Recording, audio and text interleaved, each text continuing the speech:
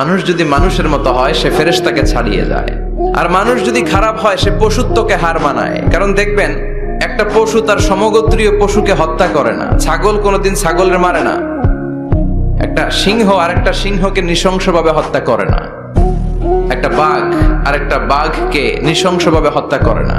কিন্তু একটা মানুষ আরেকটা মানুষকে নৃশংসভাবে হত্যা করে কি করে না? করে। একটা لبيك اللهم لبيك لبيك لا شريك لك لبيك إن الحمد والنعمة لك الملك لا شريك لك لبيك اللهم لبيك لبيك لا شريك لك لبيك إن الحمد والنعمة لك الملك لا شريك لك لبيك اللهم لبيك